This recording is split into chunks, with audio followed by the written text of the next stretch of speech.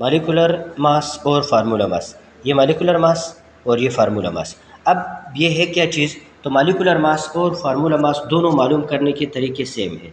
मसलन ये मॉलिक्यूल है, इस मॉलिक्यूल के अंदर जितने एटम्स हैं इनके एटॉमिक मास जमा करो तो ये मॉलिक्यूलर मास है। मसलन हाइड्रोजन का एटॉमिक मास 1 है, इसको 2 से मल्टीप्लाई करो, फिर हम सम लगाते हैं तो एडिशन का लफ्ज़ इस्तेमाल होगा, साइन इस्तेमाल होगा। तो ऑक्सीजन 16 है, तो 2 1 ज़ारो 2 और 16, ये मेरे पास आया 18 AMU। ये हुआ मॉलिक्यूलर मास किस चीज़ का, वाटर का, क्योंकि ये एक मॉलिक्यूल है, वाटर कंपाउंड है और वह मौजूद होता है मॉलिक्यूल के शक्ल में, तो H2O।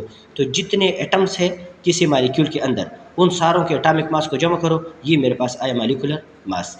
इसी तरह आप सल्फ्यूरिक एसिड को देखें H2SO4 को, तो हाइड्रोजन का एटॉमिक मास 1 है और इसको इधर 2 से मल्टीप्लाई करो, फिर प्लस लगाओ, इनका सम लेना है हमने, और 32 इसका एटॉमिक मास है सल्फर का, और ऑक्सीजन का 16 है, इधर इसके नीचे 4 है, 4 से मल्टीप्लाई करो, तो अब ये 2 आया और ये 32 हुआ, ये 64 हुआ, इनको जमा करो तो इससे आएगा 98। अब ये 98 मॉलिक्यूलर मास है सल्फ्यूरिक एसिड का। तो उसी तरह जितने एटम्स हैं उनके एटॉमिक मास को जमा करें तो ये मेरे पास आया मॉलिक्यूलर मास। इसी तरह अगर आप देखें यहाँ पे मेरे पास है फार्मूला मास। तो फार्मूला मास क्या है, फार्मूला मास असल में जो फार्मूला यूनिट है उसके अंदर जो एटम्स है उनके एटॉमिक मास के जमा को फार्मूला मास कहते हैं।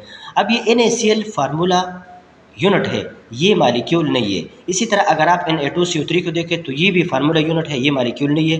KCl को देखें तो ये भी फार्मूला यूनिट है, ये कोई मॉलिक्यूल नहीं है। अब इस फार्मूला यूनिट के अंदर जितने एटम्स हैं उनके एटॉमिक मासेस को जमा करें, तो फार्मूला यूनिट ज़्यादातर आमतौर पे इस्तेमाल होता है आयनिक कंपाउंड के लिए।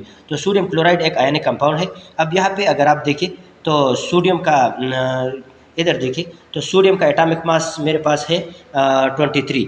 अब सोडियम का एटॉमिक मास 23 है और क्लोरीन का एटॉमिक मास है 35.5। तो इनके एटॉमिक मासेस को हमने ले ली और ये फार्मूला यूनिट है, इनको आप ऐड करें, तो जब इसको हम ऐड करेंगे यहाँ पे आएगा 58.5 AMU। तो मॉलिक्यूलर मास का और फार्मूला मास दोनों के मालूम करने का तरीका सेम है, लेकिन चूंकि ये मॉलिक्यूल है तो मॉलिक्यूल के मास को मॉलिक्यूलर मास कहते हैं और ये फार्मूला यूनिट है तो फार्मूला यूनिट के मास को फार्मूला मास कहते हैं। इसी तरह अगर आप सोडियम कार्बोनेट को देखें Na2CO3, तो सोडियम का एटॉमिक मास 23 है, इसको 2 से मल्टीप्लाई करो, फिर कार्बन 12 है और प्लस लगाओ, फिर ऑक्सीजन मेरे पास 16 है तो 3 से मल्टीप्लाई करो। अब 3 तो ये है और 16 उसका एटॉमिक मास है। कार्बन को मल्टीप्लिकेशन की ज़रूरत नहीं है क्योंकि ये एक है, और सोडियम को 2 से मल्टीप्लाई करो, इन दोनों को मल्टीप्लाई करेंगे तो इससे 46 आएगा, इसको मल्टीप्लाई करो तो इससे 12 आएगा, और इन दोनों को मल्टीप्लाई करो तो इससे 48 आता है। 106 106 एटॉमिक मास किसका, सॉरी फार्मूला मास किसका आया, सोडियम क्लोराइड का। तो वही तरीका है, लेकिन चूंकि ये फार्मूला यूनिट है तो फार्मूला यूनिट के अंदर जो एटम्स है उनके एटॉमिक मास के जमा करने को हम कहते हैं फार्मूला मास। तो 106 फार्मूला मास है सोडियम क्लोराइड का। इसी तरह अगर आप पोटाशियम क्लोराइड को देखें तो पोटाशियम का 39 है, फिर प्लस लगाओ, क्लोरीन का 35.5 है, तो इन दोनों को इस तरह ऐड करो, ये मेरे पास 5 आया, इधर 4 आता है, ये 6 और ये 7 आता है, तो ये आया 74.5 AMU। ये आया मॉलिक्यूलर सॉरी फार्मूला मास किसका आया, KCl का, क्योंकि KCl मॉलिक्यूल नहीं है बल्कि ये फार्मूला यूनिट है। तो फार्मूला यूनिट के अंदर जो एटम्स है उनके मास को हम फार्मूला मास कहते हैं, और जो कंपाउंड जो मॉलिक्यूल है उसके अंदर जो एटम्स है उनके मास को हम फार्मूला मास कहते हैं।